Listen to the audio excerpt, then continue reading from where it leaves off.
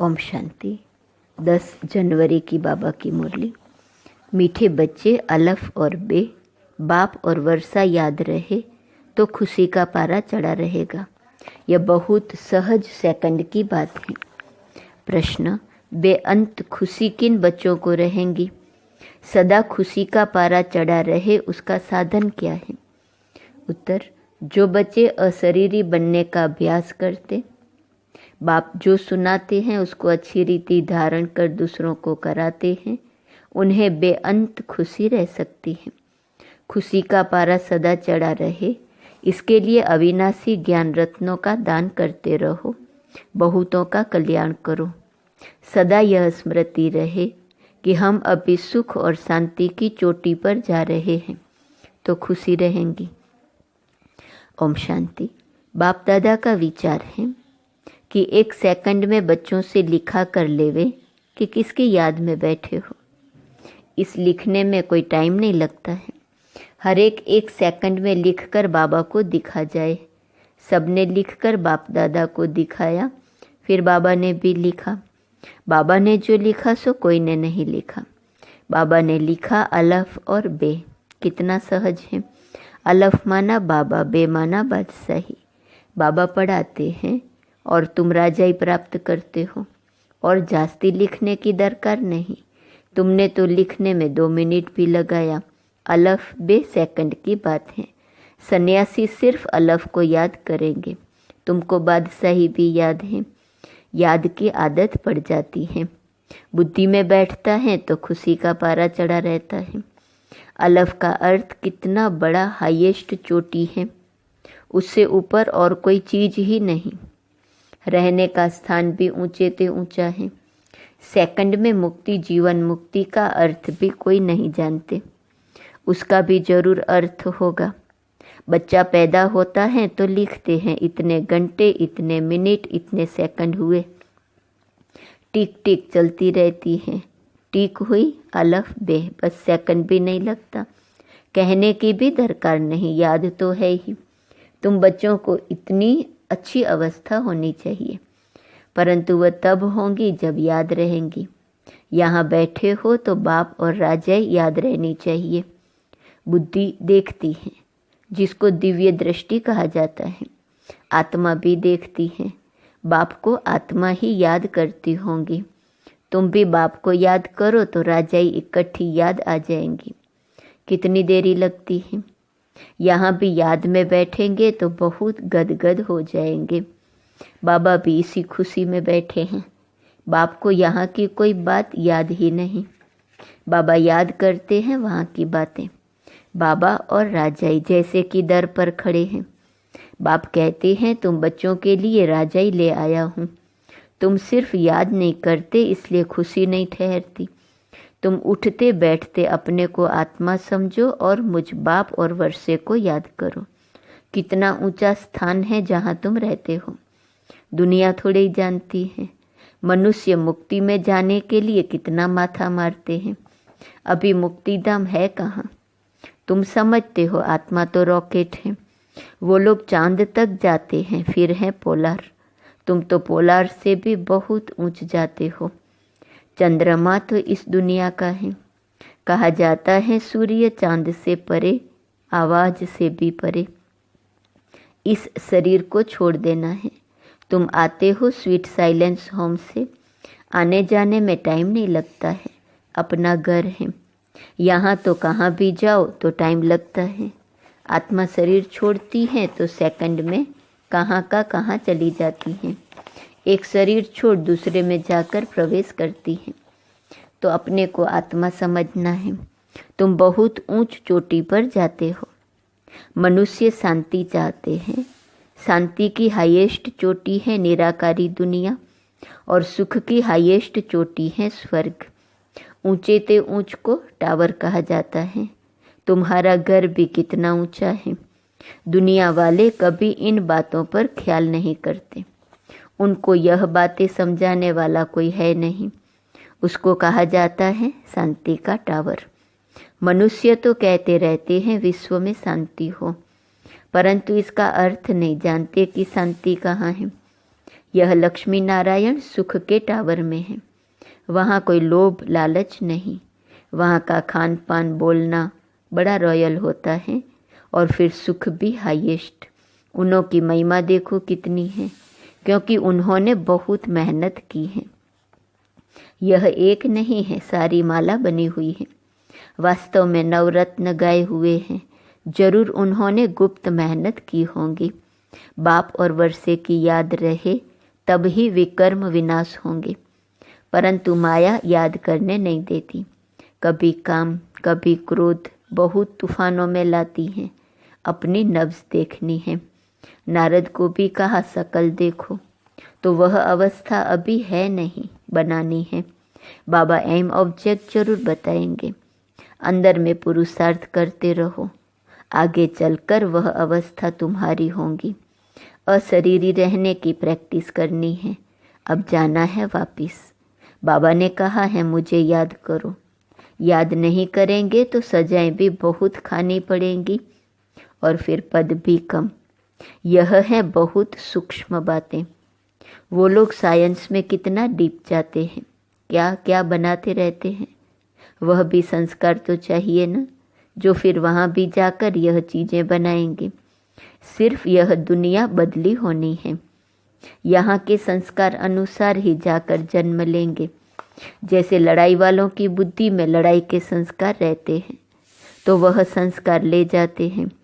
लड़ने बिगड़ रह नहीं सकते। ऑफिसर के पास क्यों लगी रहती हैं? भर्ती करते समय जांच करते हैं कोई बीमारी तो नहीं है। आँख कान आदि सब ठीक हैं। लड़ाई में तो सब ठीक चाहिए। यहाँ भी देखा जाता है कि कौन कौन विजय माला का दाना बनेंगे। तुम्हें पुरुषार्थ कर कर्मातीत अवस्था को पाना है। आत्मा अशरीरी आई है, अशरीरी बन जाना है। वहाँ शरीर का कोई संबंध नहीं, अब अशरीरी बनना है। आत्माएं वहाँ से आती हैं, आकर शरीर में प्रवेश करती हैं। ढेर की ढेर आत्माएं आती रहती हैं।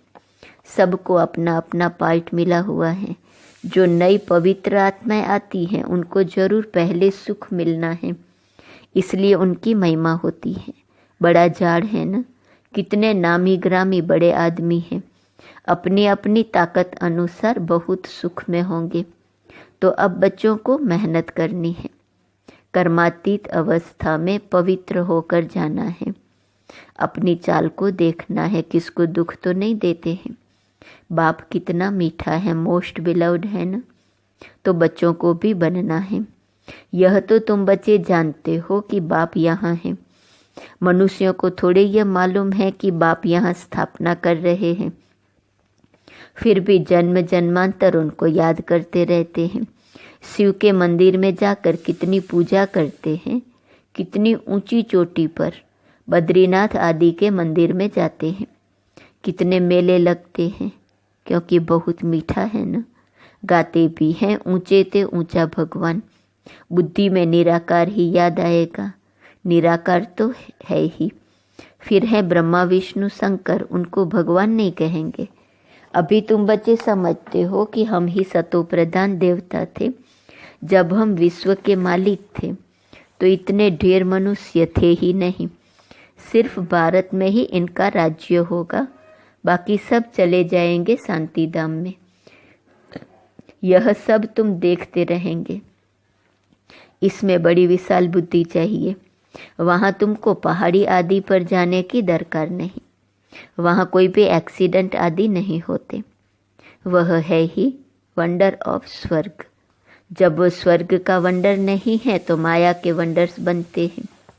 यह बातें दुनिया वाले नहीं समझ सकते।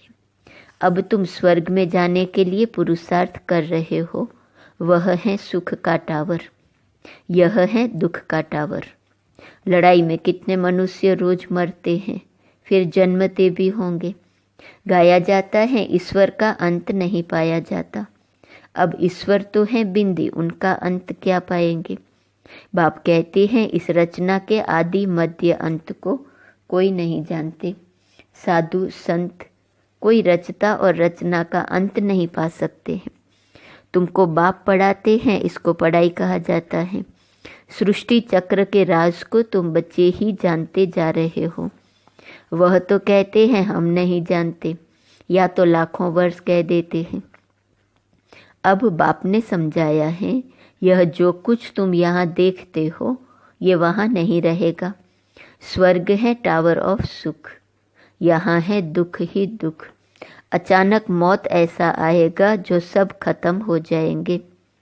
मौत देखना मासी का घर नहीं है, इनको कहा जाता है दुख की चोटी। वह है सुख की चोटी, बस तीसरा कोई अक्षर नहीं। तुम्हारे में भी बहुत हैं जो सुनते हैं परंतु धारणा नहीं होती है। धारणा तब हो जब बुद्धि गोल्डन एज हो। धारणा नहीं होती तो खुशी भी नहीं रहती। एकदम हाईएस्ट पढ़ाई वाले भी हैं तो लोएस्ट भी हैं। पढ़ाई में फ़र्क तो है ना। उन्हों को कितना भी बेहद का बाप समझाए परंतु कभी भी नहीं समझेंगे। याद बिगड़ तो तुम पवित्र कभी नहीं बन सकेंगे। बाप ही चुंबक हैं, वह एकदम हाईएस्ट पावर वाला है। उन पर कभी कट चढ़ नहीं सकती, बाकी सब पर कट चढ़ी हुई है। उनको उतार फिर सतो प्रधान बनना है। बाप कहते हैं माँ में कम याद करो और कोई में ममत्व न रहे। साहूकारों को तो सारा दिन धन दौलत ही सामने आता रहेगा। गरीबों को तो कुछ है नहीं, परंतु गरीब भी कुछ समझदार हो जो धारणा कर सके। याद बिगर किचड़ा कैसे निकलेगा, हम पवित्र कैसे बनेंगे। तुम यहाँ आए हो ऊंच चोटी पर जाने। जानते हो बाप की शिक्षा पर चलने से हम ऊंच सुख की चोटी पर जाएंगे। इसमें मेहनत है। बाप आते हैं टावर पर ले जाने, तो श्रीमत पर चलना पड़े। पहले नंबर में इन लक्ष्मी नारायण का ही गायन है। वह एकदम टावर में होंगे, फिर कुछ न कुछ कम। नई दुनिया को ही टावर ऑफ सुख कहा जाता है। वहाँ कोई मैली चीज नहीं होती, ऐसी मिट्टी नहीं, ऐसी हवाएं वहाँ लगती नहीं जो मकानों को खराब करे। स्वर्ग की तो बहुत महिमा है, उसके लिए पुरुषार्थ करना है। लक्ष्मी नारायण कितने ऊंच हैं, उनको देखने से ही दिल खुश हो जाती है। आगे चलकर बहुतों को साक्षात्कार होते रहेंगे। शुरू में कितने साक्षात्कार होते थे, कितना बाबा ने जलवा दिखाया। ताज आदि पहनकर आते थे। वह चीज़ें तो यहाँ मिल ना सके।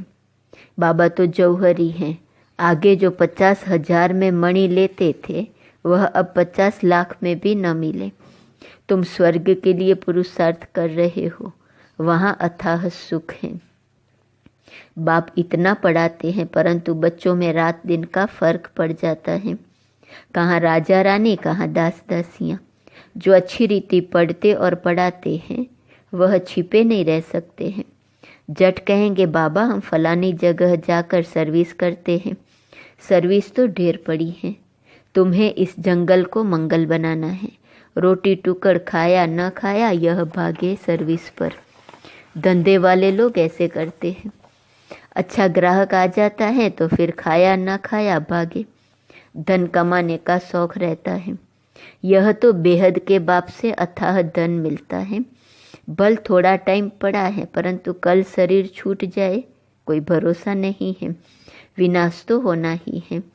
तुम्हारे लिए तो मिरवा मौत मलू का शिकार। तुम्हारी खुशी का पारावार नहीं। तुमको बेअंत खुशी होनी चाहिए। तुमको बहुतों का कल्याण करना है। पिछाड़ी को कर्मातीत अवस्था होनी है। तुम याद करते करते अशरीरी बन जाएंगे, तब अनायास ही उड़ेंगे। यह बड़ी मेहनत है। कोई तो बहुत सर्विस करते हैं, सारा दिन म्यूजियम समझाने पर खड़े हैं, दिन रात सर्विस में तत्पर हैं।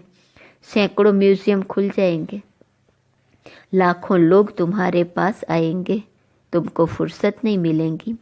सबसे जास्ती तुम्हारे दुकान निकलेंगे इन अविनाशी ज्ञान रत्नों के। अच्छा, मीठे मीठे सिकीलधे बच्चों प्रति माता पिता बाप दादा का याद प्यार और गुड मॉर्निंग।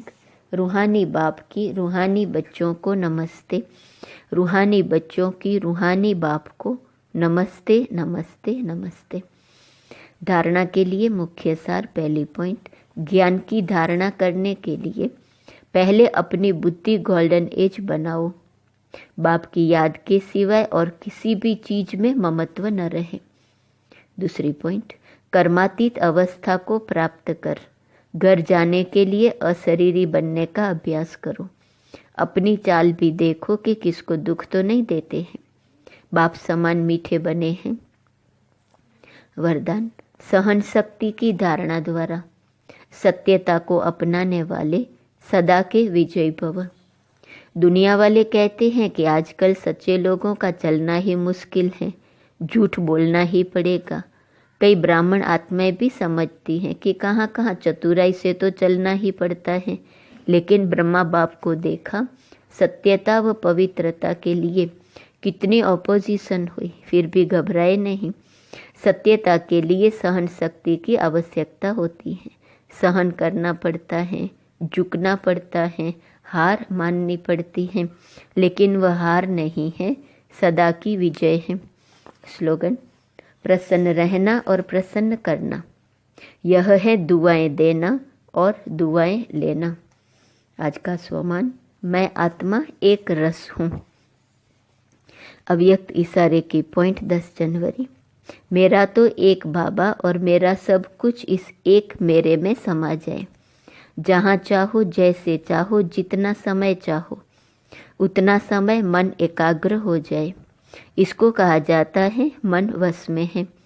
इस एकाग्रता अर्थात एक रस स्वीट साइलेंस की स्थिति द्वारा सहज ही डबल लाइट फरिश्ता स्वरूप की अनुभूति होती है। आज बुधवार है। बुधवार का पुरुषार्थ, ब्रह्मा बाबा की विशेषता संपूर्ण समर्पण में पुरुषार्थ है। हर कर्म में करण करावनहार की स्मृति और अनुभूति। ओम शांति।